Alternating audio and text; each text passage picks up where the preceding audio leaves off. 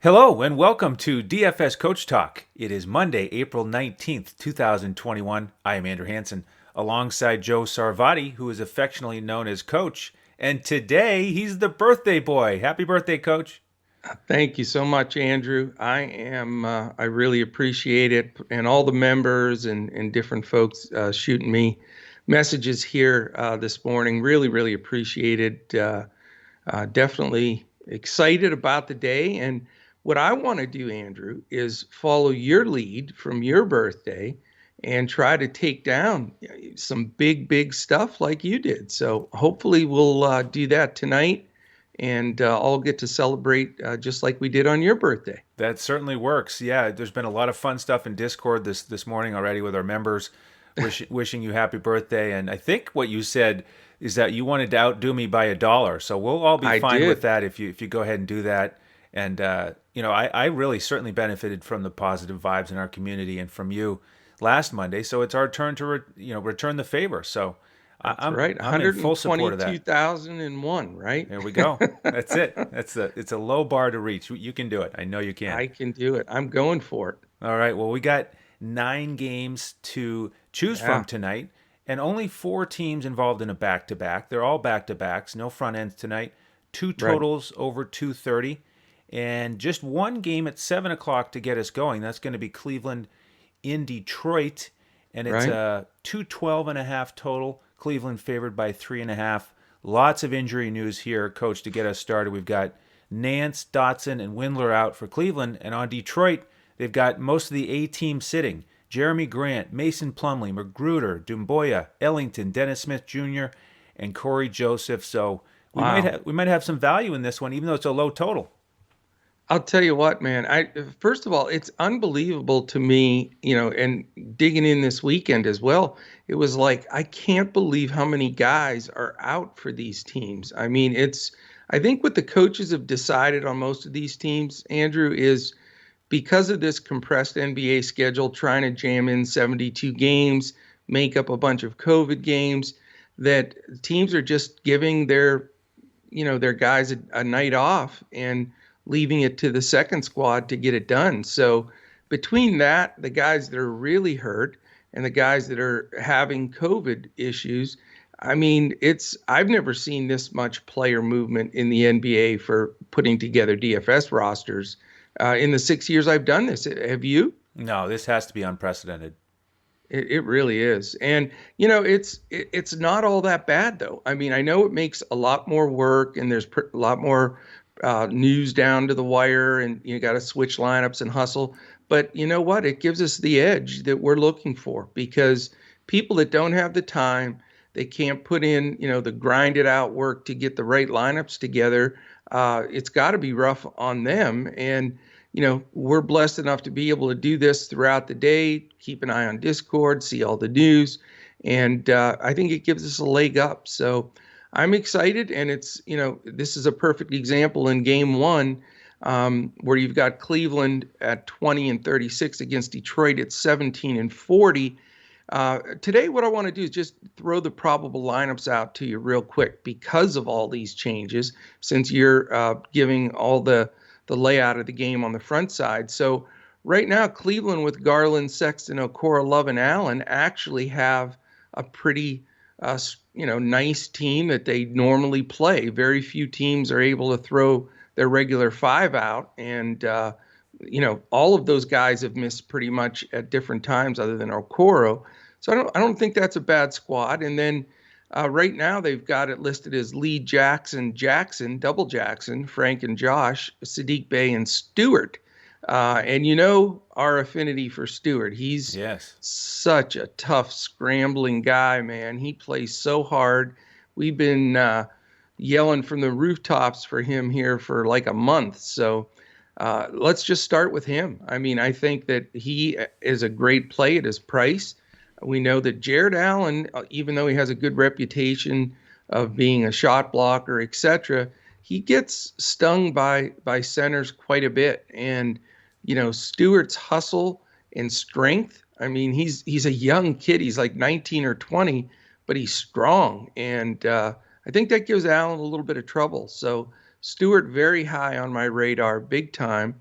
Another guy for Detroit that seems to be taking a ton of shots and getting a bunch of minutes is Frank Jackson. And so I've got to bring Frank up just because of his price.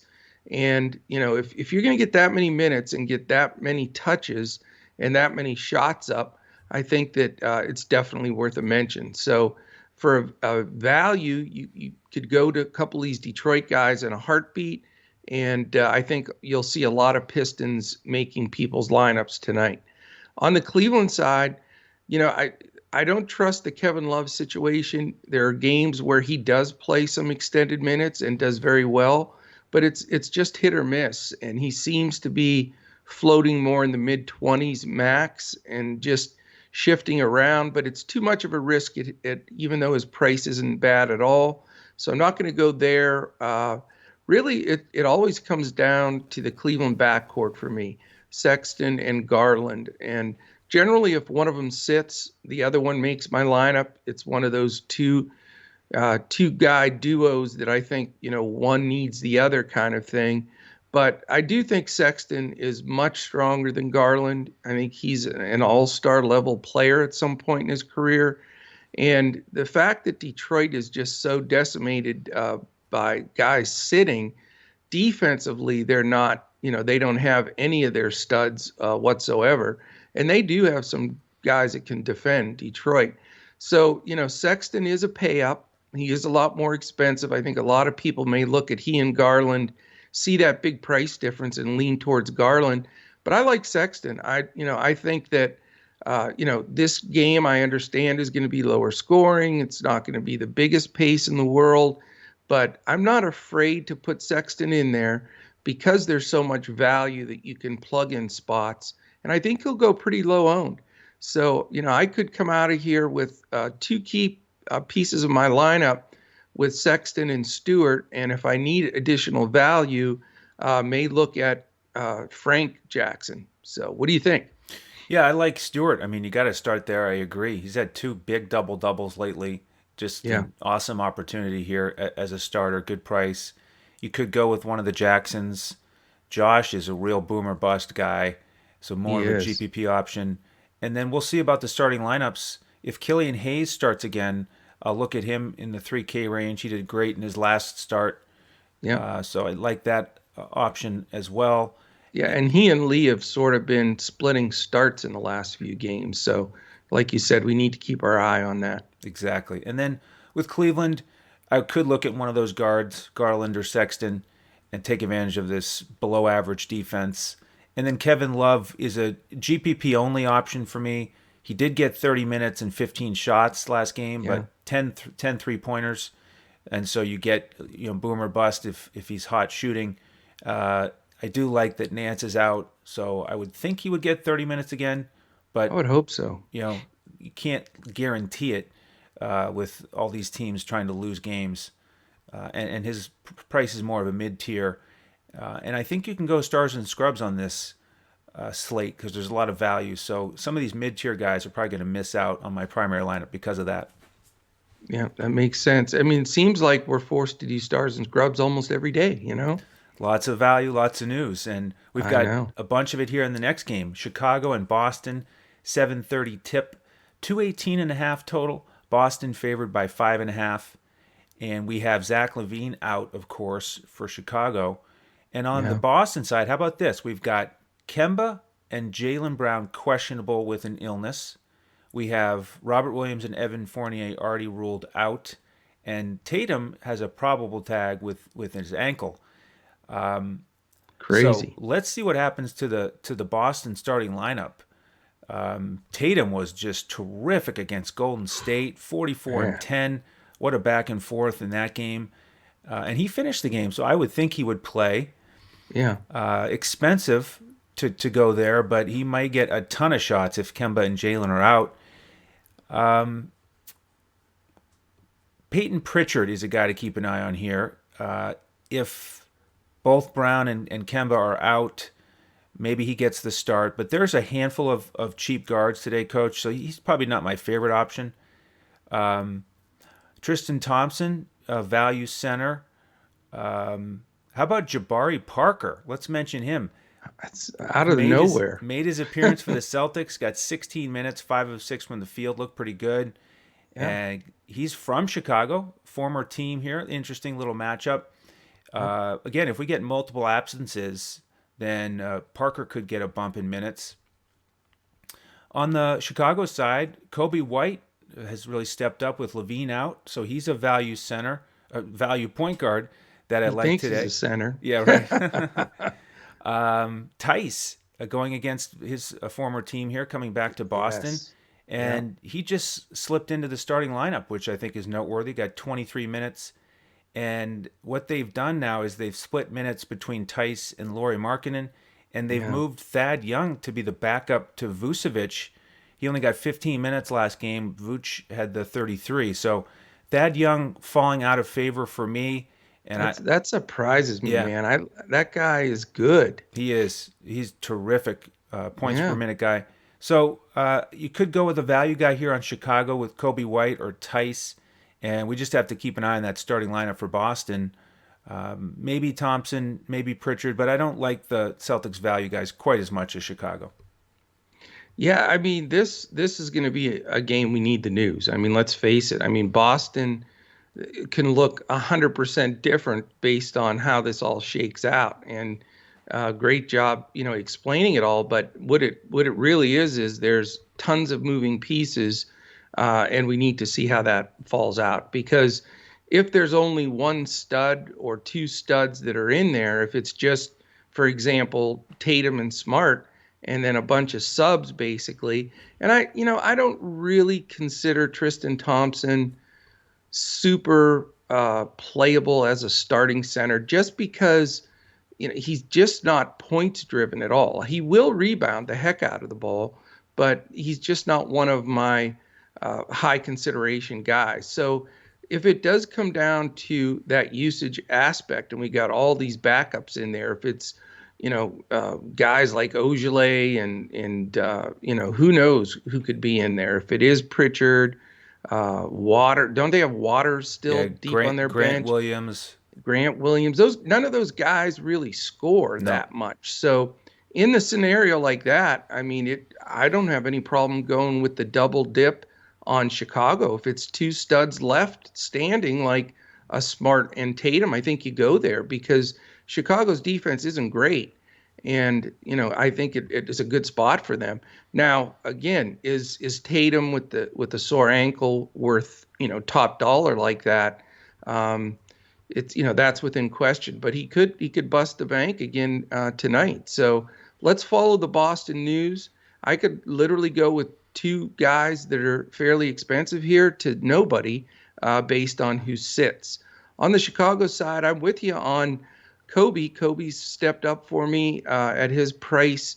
He's sort of taken the reins, scoring the ball with Levine out, getting additional shots up. I love the narrative with Daniel Tice against his old squad. I think he'll do great, but on a 9-game slate, the question is, can you afford to roster a 22 to maybe 25-minute Daniel Tice? I mean, it's a little bit. He's going to have to really bust it up to make it worthwhile. So, not 100% sure I'll go there. Although I do love the narrative. Patrick Williams stays extremely cheap. He had another game where he went like 6-7x. I mean, you're never going to get him blowing through the roof, but a late value spot, especially if Boston's defense is depleted with all the guys out, might not be a bad shot. Not going to spend up for Vuk in this lower scoring game. I respect Thompson's defense, and I think they'll try to put the clamps on him a bit. So for me, really, it's a strong consideration for Kobe, and then maybe a couple Boston guys, depending on how this news pans out. So this could end up being an important game or almost a complete pass game. Okay. Game 3, we have another 7:30 tip. Golden State in Philly. First ESPN game, 225.5 total. Philly favored by 9. And this is the battle of the Curry brothers, but they might both be out. Steph questionable with the ankle. Seth questionable with the hip. We also have Oubre questionable. We have Yeah. Juan Toscano Anderson out with the concussion protocol after that dive over the scorers table in Oh my Boston. gosh, that was crazy, Yeah, it wasn't it? was. It looked a little scary too. I'm glad it's, he got up and walked off on his own power. I love that kid. I hope they give him a contract worth Hmm. something, you Yep. know? He And then deserves it. on the Philly side, we also have Dwight Howard questionable, Tobias Harris questionable, and Good Lord. George Hill questionable. He might make his debut for Philly. So some more Other moving than that, parts it's here. super clear, Yeah, right? right. Exactly. What do you have on this one? Uh, a couple of Advil and wait for some news, Yeah, basically. I mean, it's, again, I know that's the theme, but some of these early teams, it's really the theme. But the good thing is, Andrew, it's these early games that need all that news. We should get the majority of it before lock. So it's not like you have to save and swap a bunch of spots. But if there's ever a night that you really do have to plan ahead and have some pivots available, and then watch in Discord for all the news. I mean, it's an important night to do that. I don't think Steph plays in my book. That ankle looked pretty rough. He I was agree. really limping, and they protect him that way, and they should. So I'd be shocked if he took the floor. So Philly's defense still is going to be intact, Yep. and so Number two in the uh, league. yeah, and when you have Simmons, Green, and Bede out there, and then guys like Thibault, I mean that's a hell of a defense. So I'm not going to push the envelope and try to pull in the guys that are going to pick up the usage from Curry if he's out. You'll see a lot of people rostering Wiggins and Draymond Green. I don't feel comfortable with it in this game. I think Philly still can put the clamps on them, and those guys aren't cheap. So it's going to be a complete pass for me on Golden State. With Philly, I think it's interesting here. Tobias news is going to be very important because if he plays, then the usage isn't affected that severely at all. But if he sits, there definitely is an instant bump to Simmons and Bede now and they're both very expensive. That's an issue right there. Um, can Kevon Looney and some of the bigs from Golden State hold Embiid in check? I don't think so. I mean, Embiid to me seems like the best pay up center on the slate, and generally I'm either all in or all out with Embiid. And the question is for me, and this is what I need your input on. I like Joel Embiid. I'm not afraid to pay up for him. I think he'll smash tonight. But can Golden State without Curry, this is assuming he doesn't play, can they keep the game close enough that I'm going to get enough run and not have to sit there and swear at my TV when he sits the fourth quarter? I am concerned that they will not be able to keep it close. Okay, And it's risky to predict blowouts these days in the NBA, but it this is is. one that jumps out at me as I just don't know if Golden State has it because they gave a great effort against Boston. Steph was Exactly. otherworldly with 47 points, 11 three-pointers. I was Yeah, surprised he finished that game after he turned that ankle so I was severely. so shocked. Yeah, But I mean, what a warrior! No pun intended, and yeah, what a joy to watch he and Draymond. And I think, assuming he sits, then you really have to wonder: does Draymond kind of lose interest without his buddy out there? And then yeah. it's all eyes on trying to shut down Wiggins and Poole. And I don't think they can stop Embiid. So I agree. It might just be Embiid watching from the bench in the fourth quarter. So I'm nervous about paying up Yeah. for him, even though I think he could be dominant. I think Wiggins and Poole are worth looking at if Steph is out. It is very tough defensive matchup, but they're going to get a ton of shots. So Yeah. this is going to be an interesting game. Yeah, it is. I mean, I've got the jury's out because my fear that he doesn't get the full minutes, but man, he should smash when he's in there. I'm still Embiid's definitely in my player pool. I'm not going to say lock and load because of the thoughts that you just shared. I will say the guy that I didn't mention on Golden State though that is still in my player pool is Poole. How's that in the Yeah, player pool? Because he's stepped up every time Curry's out. I mean, he's played great basketball, and his price is really good. So Poole's in play. Embiid, I still, I'm going to be on the fence there. I think, the question will be on the ownership side. So, is it worth getting Embiid if he's low owned, to have that type of edge there might be worth it. Or, if he does garner some ownership, maybe the fade is in place, considering the possibility of the blowout. But yeah, definitely a tough one, but maybe a very important decision to be made there. Okay. We move to 8 o'clock and we go to Indiana as the Spurs are going to take on the Pacers. Nice high total here of 232. Yeah. San Antonio favored by 1. And for news, we have Trey Lyles out. Key guys for San Antonio back in that rested against Phoenix. And then with Indiana, we have Doug McDermott questionable. He did not play last night in the loss to Atlanta. Now, when these two teams played before, Coach, it was really high scoring. It was in the 130s, and it was an Wow. overtime game, but at the end of regulation, it was 126, 126. So I think this higher total is justified. We have Indiana now sixth in pace. We've got middle of the road defenses and middle of the road offenses, but lots of talent here. And like I said, the San Antonio guys are rested. So on a in a rare situation here, they're in play for me. I think Okay. you could go to somebody like DeRozan. You could go to somebody like DeJounte Murray. They're decent prices. On the Indiana side, interesting in that first matchup, Brogdon and Sabonis did not play, and nobody really smashed for Indiana. It was pretty balanced actually on both sides. But Levert was solid. T.J. McConnell did his thing. All those guys are fair price tags. So really, it's interesting for me because I think any of them could exceed value a little bit. Nobody jumps out as a must play, even though I think it's a good game environment. But if I had to pick somebody, I'd probably go with DeMar DeRozan from this game, who should be rested and ready to go. Yeah, this is a real interesting game. I mean, I'm not really confident that it scores the kind of numbers that the last game did. It just that seemed to be a bit of an outlier for the way that these two teams play. Now, I know Indiana pushes the ball more now, but you're still going to have some defense. You're going to have some half court sets, and just this isn't my favorite game. One thing I'm going to do, though, Andrew, as my birthday present to myself, Okay. I have decided not to play any Spurs Oh, so that hey, I don't get smart. myself so agitated. Very smart.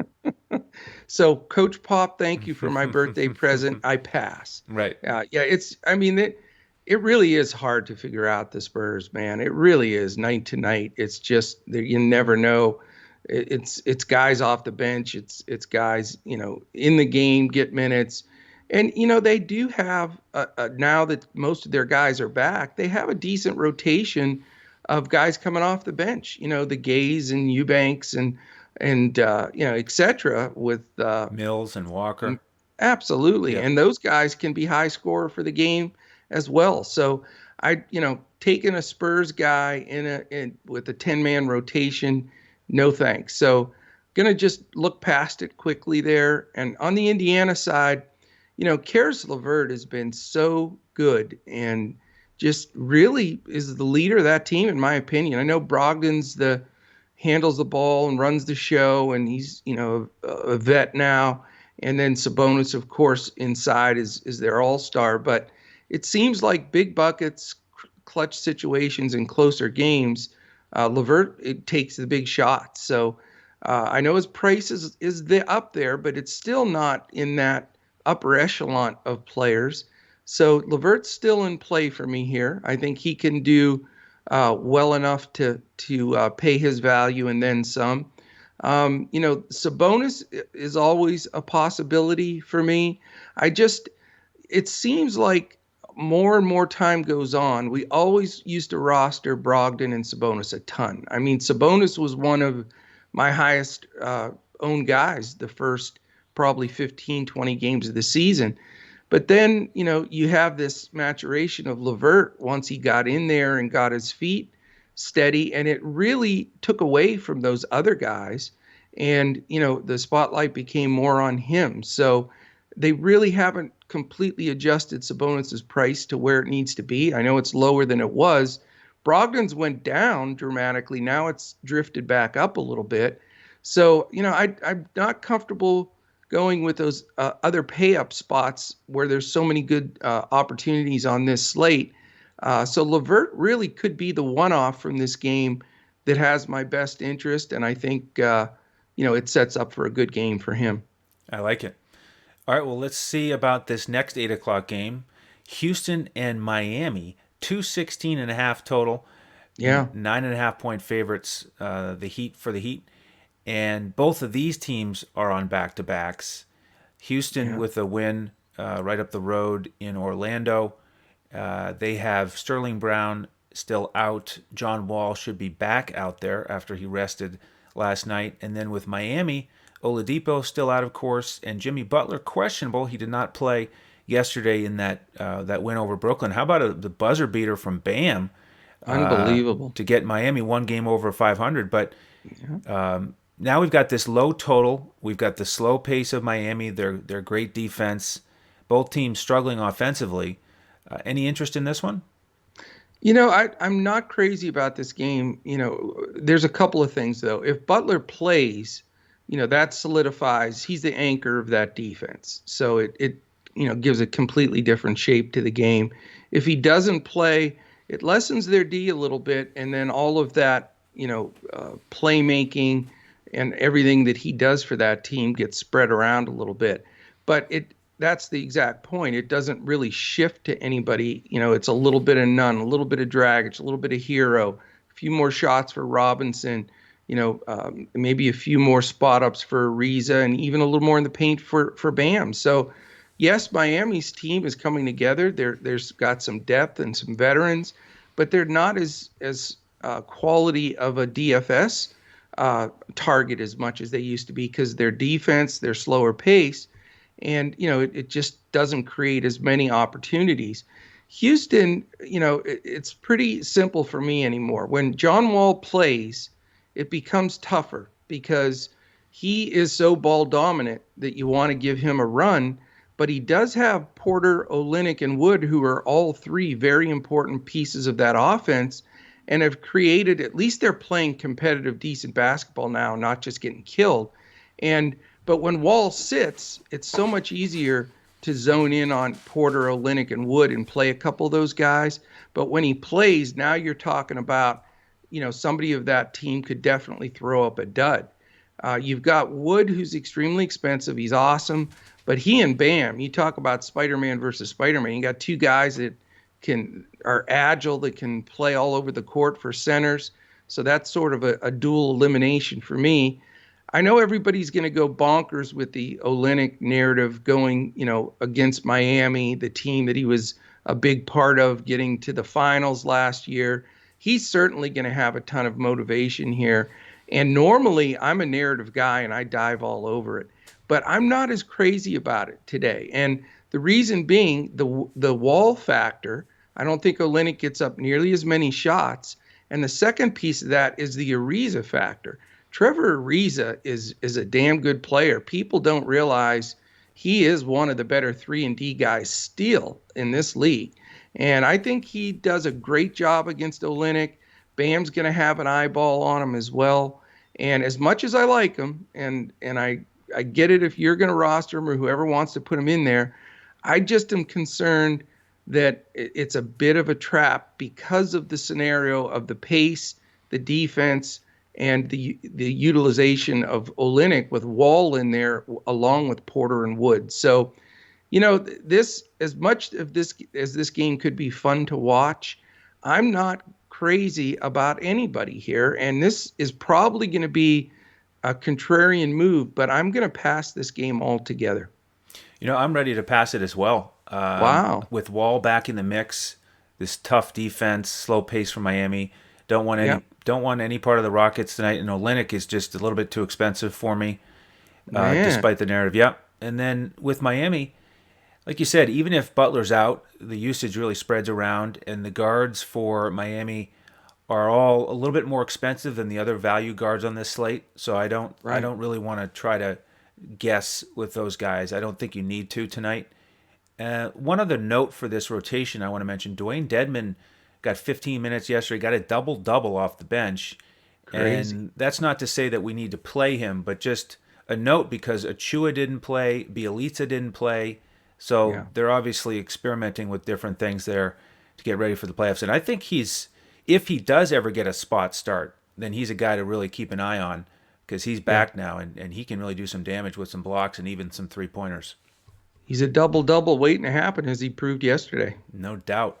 All right, Coach, this next 8 o'clock game, I will have some exposure here. It's Oklahoma City in Washington Oh, to take wow. on the lovable Wizards. They are 10.5-point favorites tonight, 229.5 total. We've got the number one pace in the NBA with the Wizards. They're below average defense. OKC is also below average defense. They're 24th, and they're good pace. They're 8th. So great Yeah. game environment. It's just a matter of can guys actually make baskets. On the OKC side, back to back for them. Close loss to Toronto last night. Dort did his thing again. Uh, this will be a key piece of news here. Does he play? He was questionable yesterday, ended up playing, but a back to back. He's been sitting some here recently, so that's a big turning point for OKC. We already know that Shea and Horford, Muscala are still out. Josh Hall is questionable. He's been on the fringes of the rotation. With Washington, we've got Rui out, Alex Len questionable, and Bertans is back in the mix after missing a game. So with this great pace and bad defense, I want to get some exposure here. The turning point will be Dort. If he sits, I think you can look at Teo Maledon, who has had some big games lately when Dort is out. When Dort's been playing lately, he's really been dominating the ball, and Maledon's taken a back seat. So Maledon becomes in play, and you could look at one of the backup guards, Svi Mikhailuk, who might actually start if Dort is out. He's really cheap. Ty Jerome will have a nice boost in usage, 3K range off the bench. So those are the guys I'm looking at. One of these OKC guards, Pokashevsky, decent option. Not my favorite play tonight. Then with Washington, I think you can get to Westbrook here. And coach, if you're looking for a triple double here on your birthday, how about Yeah. 7 of the last 8 games? Russ He's been has absolutely smashed out a of his triple double. mind. Just Yeah. craziness. I got a $1 million question for you though, because Okay. it's going to change my entire slate, and I'm gonna look until I find an answer. Is Dort going to guard Westbrook or Beal? Because I think Dort plays. Well, interesting. Putting you on the spot, because that's worth everything right there to me. Yeah, that is a great question. I think he would. I'm going to say he would guard Westbrook. Okay.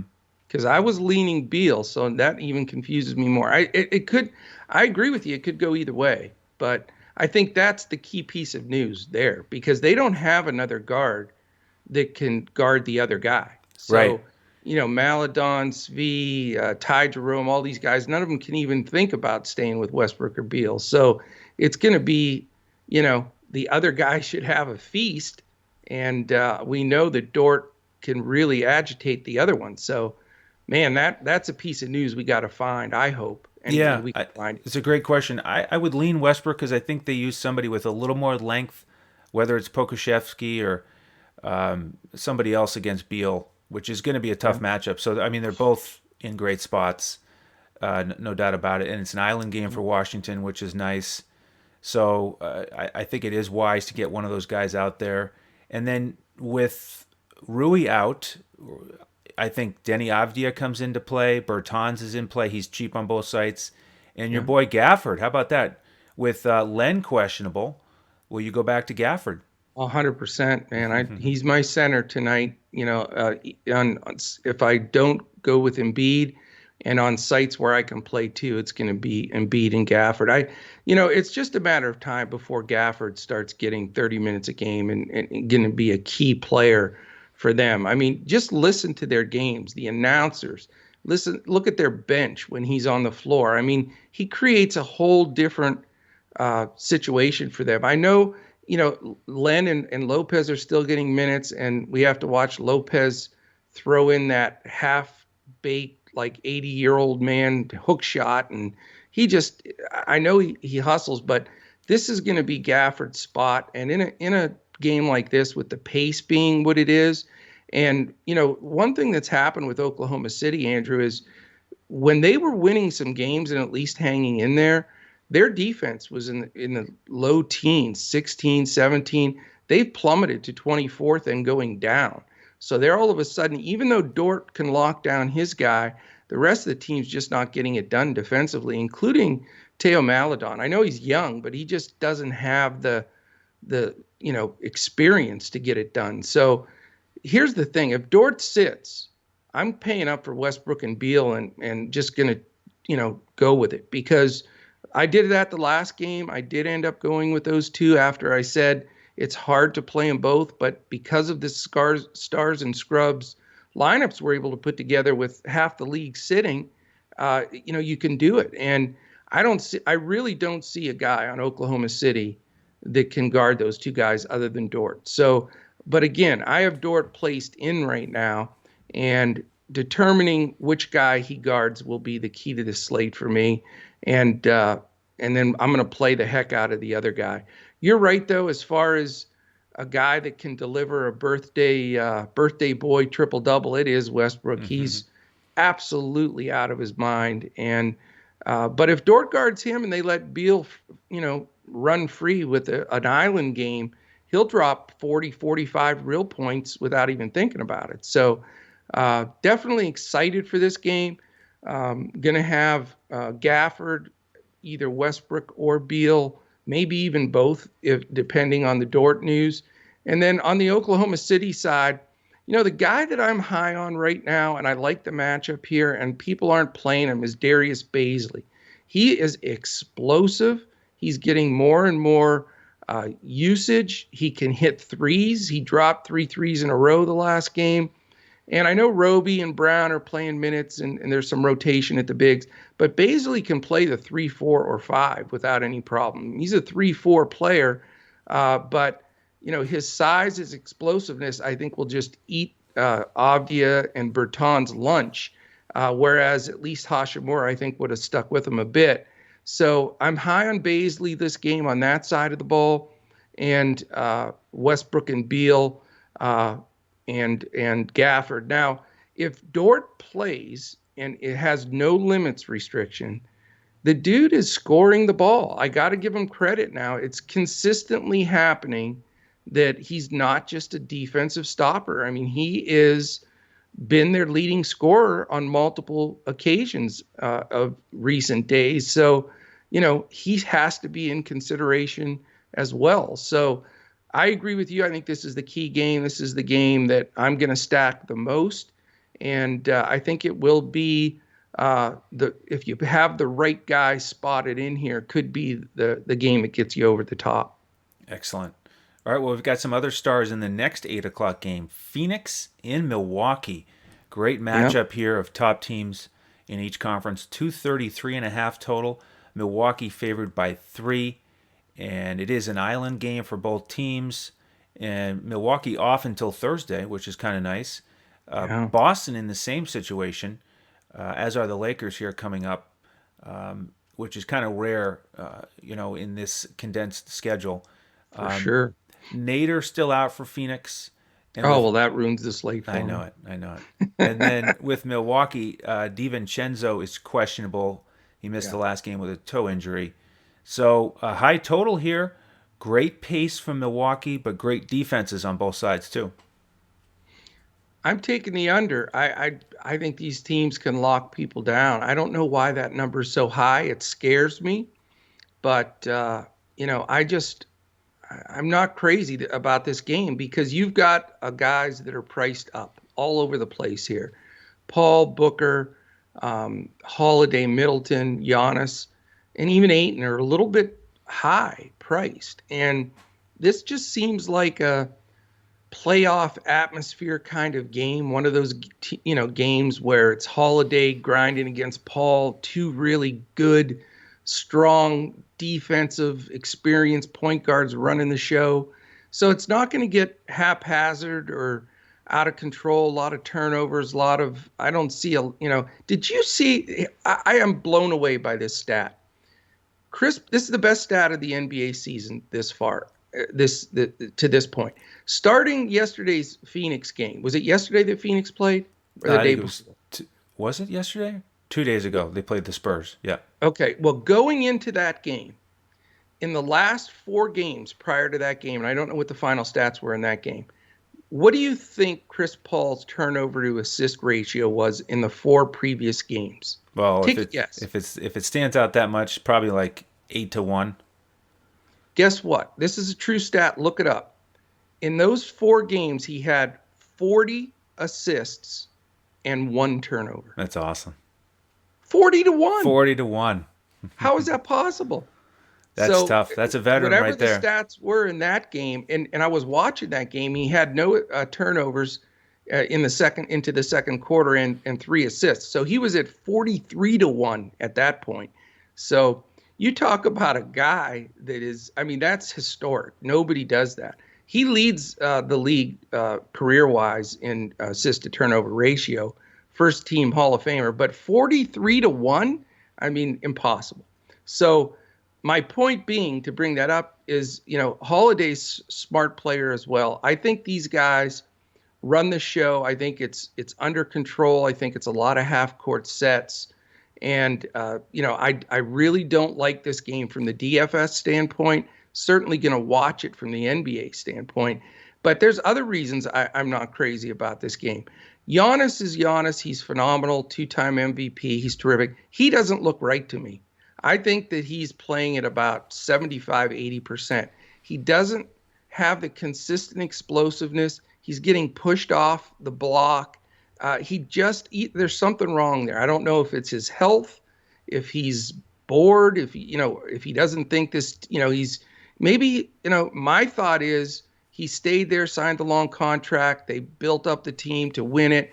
And now he probably thinks, how the hell are we going to get past Brooklyn? We have no chance to get through those all-stars and everybody else. This is me just totally, being coach here and not having any substantial knowledge of any of this. But I'm just trying to get inside his head because I've seen at least 3 or 4 games now. I know he missed, he was hurt. So it could just strictly be that he's not feeling 100% body-wise. But I don't see the flying, explosive tip dunks. And, he's getting it done because he's Giannis. But I'm not going to be playing him for the distant future until I see that he's back to his own personality and he's either feeling great or his head's right back on. But I'm just not going there because he's always going to be like the highest priced guy on the slate. And again, it's this scenario that, we always talk about. Can you really spend 11-3 and 11-5 and all these numbers on guys like Giannis and Luka when they, have a great game, get to 55 or 56, and they're not even 5X. So, can you afford that? I think on the smaller slates, you can't really sacrifice those big numbers. But when you have a 9-game slate like this, and with Giannis playing against a really, really good Phoenix defense, if he gets 45 or 50, that's considered to me a decent game. He's nowhere close to his number as far as value. So, I'm passing there completely. Even Middleton in this game. Mikal Bridges is a damn good defender. Jay Crowder's a great defender. I don't like the matchup. I like the atmosphere that the game's going to be. DiVincenzo's a dog defensively. So if he's in, I think that helps against Booker and takes him off the board for me. But if he doesn't play, that could be the spot. Booker will eat up Forbes, I think. And I think Booker could be the solo play out of this game if DiVincenzo sits.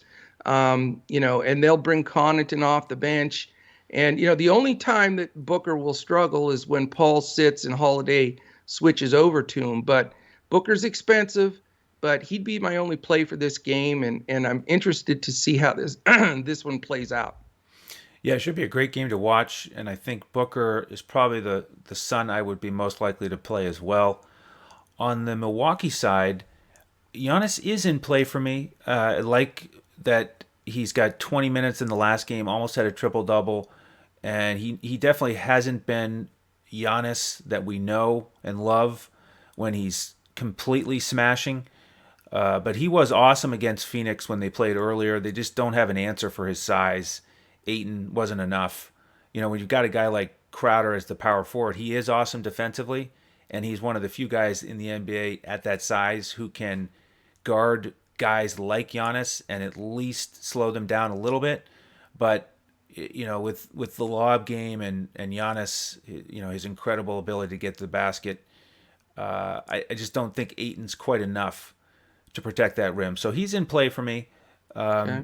But it is not ideal that Holiday and Middleton will be out there as well, because he was great against Phoenix earlier in the season, but Drew Holiday did not play in that one. So And that's a big difference for sure. big difference But for you sure. could be right. I mean, there's no question. I mean, it's hard to ever tell anybody not to play Giannis, but I think Monty Williams will have Crowder just laying on him like crazy, and then try to get some backside help from Ayton and some of the other bigs. But we'll see. We'll see. Looking forward to it. All right, 2 games left. We move to 9 o'clock. This will be the after hours slate. So good time to invite folks in if you want to join us today and help celebrate Coach's birthday. Take advantage of our main slate lineups and after hours lineups on FanDuel. We give out full cash lineups, GPP lineups. We give out full Yahoo lineup, the DraftKings Coaches Clipboard. Just go to our website, dfscoachtalk.com. Jump in with us with whichever length of time you want for a membership. And all of those are all access to all of our sports. So sign up today. We'll send you an email, get you into our Discord, and we give out the lineups about 20 to 30 minutes before lock. And then we stay there with you in Discord throughout the night, following the news and making any necessary pivots. Which is extremely necessary with this volatile NBA right now. No And doubt that can about make it. the difference of taking stuff down, as it did for you on your birthday last week with the big hits. The 121K was all, you made some late pivots and decisions that brought you over the top. And when you win, when those kind of tournaments, you got to make those right moves at the last late game time. That's right. Yeah, we pivoted to Porter Jr. right in the middle of the slate, and that was the Right. difference. It was. So yeah, join us today. Any questions, reach out to us on Twitter at DFS CoachTalk. Say happy birthday to Coach at JoeSarvadi, and you can follow me at Language Olympic. And remember, I'm going for $121,001 That's right. today. All right, so we've got Memphis and Denver at 9 o'clock. The Yeah. Fighting Joe Stanton's favored by 6.5. Over Yeah. under here 227. Lots of news here with Memphis. Joe Val is out. Jaren Yeah. Jackson Jr. is doubtful, Coach. He is getting closer. Wow. I To know a that's return. huge for the Grizz. Yeah. Then we have Brandon Clark, Melton, and Winslow also questionable. So if all those guys are out, we are looking at most likely Xavier Tillman as a starter. And I like him here as a potential value. He's really cheap. Earlier in the season, when Joe Val missed a handful of games, he was the starter. And at that time, Memphis had Gorgie Jang, remember. So they were basically Yeah. splitting minutes. But I think there's a good chance Tillman gets 30 minutes or so because they don't have an experienced backup like Gorgie Jang anymore. They've got Killian Tilly, Jonte Porter. So I think Tillman is a good value play here. Kyle Anderson is in play for me if Brandon Clark is out again. He was great against Milwaukee, 8-8-8 last game, Crazy. showing his versatility. So you could go with one of those guys, even though it's a slow pace here with Denver. They're 29th. Memphis is quick. They're 7th. So that'll balance out.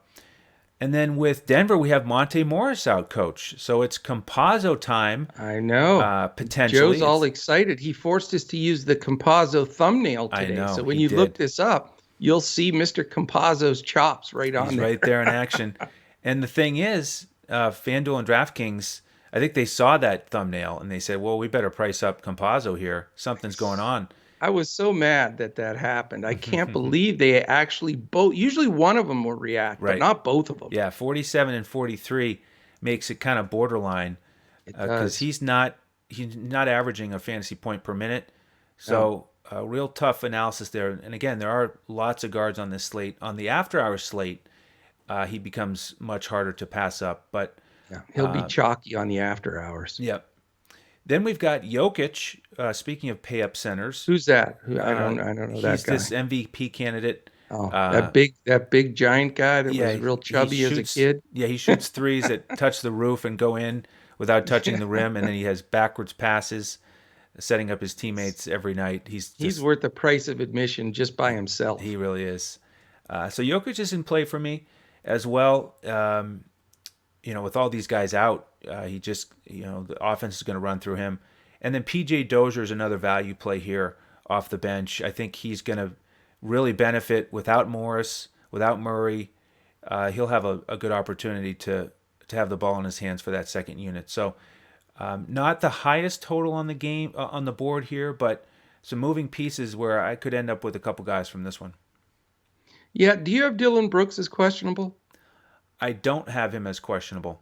Okay, I have him as questionable from the one site. So I'd like to get some clarification on him. So I'll be watching that because that's an important piece because he's their best defender, and I think that changes their rotation, and also he takes a decent amount of shots. So I want to get that news for sure. But Jaws played well. Campazzo's a pest though defensively. That'll give him. He gets on people's nerves. Now his speed isn't going to be able to stay with Jaw by any stretch.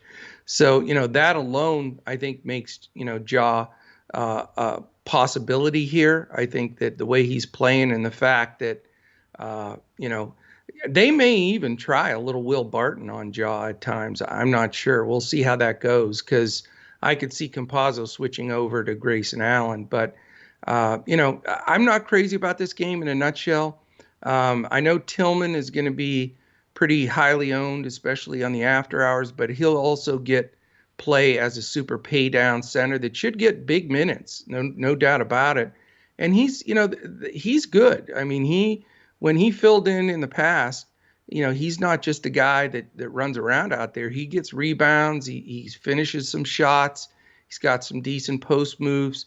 And, I don't think he's a bad play at all. It's just for the overall main slate, it's going to be hard to fit him into my lineup, but he's certainly within consideration. I think he deserves that at that price. Because if you are going stars and scrubs, he can be one of the guys that makes it work. After that, I'm really concerned about a blowout here, Andrew.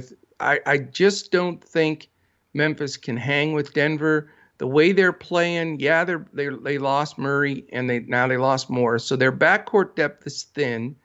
But it just seems like they're so tough with Barton, Gordon, Porter, and the Joker, and then a couple of their veterans off the bench. They are primed. I think they are a very, very dangerous team. And depending on how long, we've got Mitchell out with Utah, I think Denver's the team that's going to try to chase him down. So there you go, Joe. That's that. You got to love that commentary on your Nuggets. But I think they're dangerous. I think this game could get a little bit out of hand, and Denver has been sharing the wealth there.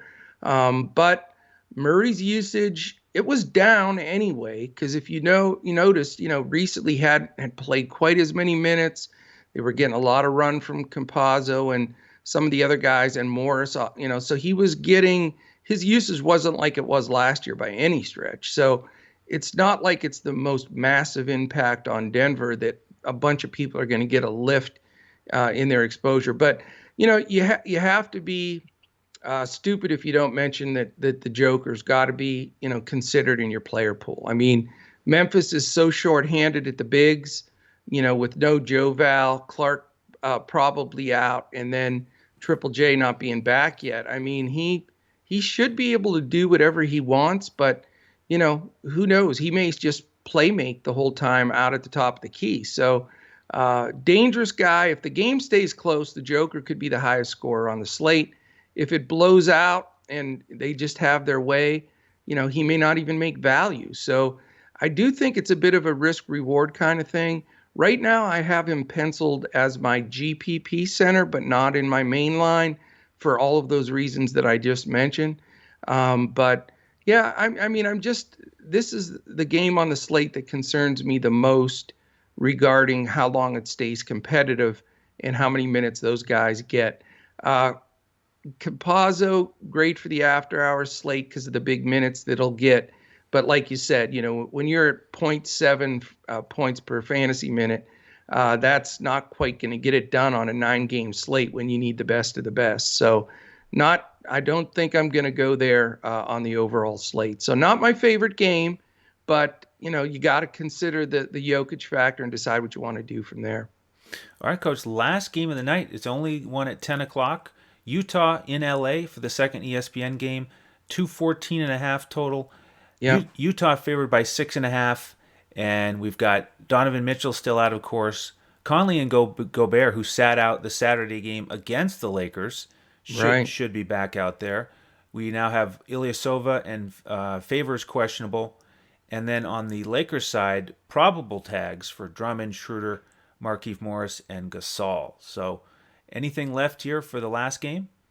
Wow, this is a complicated game. How about Ilyasova? They dust Yep. him off. The dude's out of the league, and then he drains 6 threes in a row, I think, or 6 out of 7, some craziness.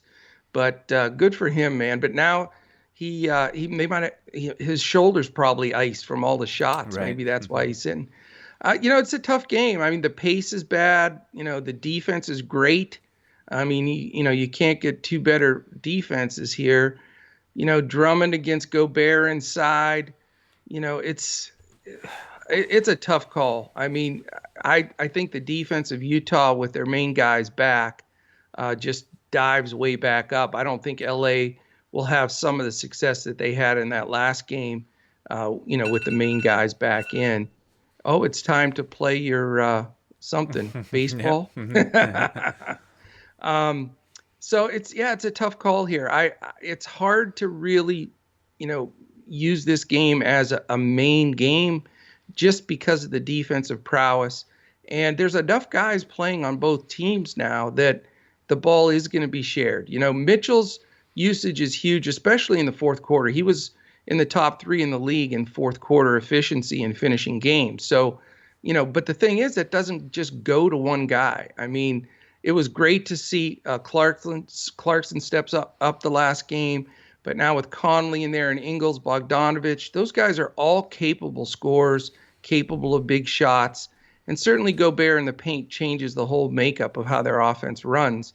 So, I respect the defenses on both teams, and this is not a game that I'm going to target. I want to see how all the news breaks out, because one thing that's been happening with Utah Laker games that we've been getting late news, somebody sits or somebody's ruled in. And, if I have no problem playing a guy from this game that's medium priced, on DraftKings, put him in the utility spot, and then seeing how things play out and then rotating from him to another player in this game or in one of the other 2 later games. So I think you can leave yourself a little leeway there, but I don't think targeting or stacking this game is a good idea in any sense. Yeah, I agree. We'll have some decent exposure to it in the after-hours slate, but on the main slate, it is most likely a pass for me. Too much defense here, not enough pace, and too many guys, too many stars with regular price tags. So just not where I'm looking. But I am looking forward to the rest of the day here, Coach, building some lineups with you. Yeah. Hope the rest of your birthday is great. I want to invite folks who like what they see here to like the channel on YouTube, subscribe, and all that, and appreciate everybody's support. But Coach, I just want you to wrap it up here for us and see if we can, help you get a great birthday, and look forward to building some lineups with you tonight. Well, I appreciate that, man. And for me, this birthday is all about just being thankful. I mean, I'm thankful for my family. I'm going to Top Golf tonight with my kids. They're all taking me there. That's going to be a blast. I will be watching, though. I'm going to be watching all the player news, so don't worry about that. I'll be making switches from there. But just really thankful for my family, thankful for my Coach Talk family, you and the rest of our Coach Talk team. It's just been a blast, sharing the podcast each day and seeing the success that a lot of our members are having, and it's just wonderful. I'm really enjoying life right now. Thankful for everybody around, and really appreciate all the well wishes. And glad I made it through the 2 bouts of COVID, the shots. It's been a hell of a year. Yes, So sir. this going forward this year is going to be a healthy one. I'm pray to God and knock on wood both.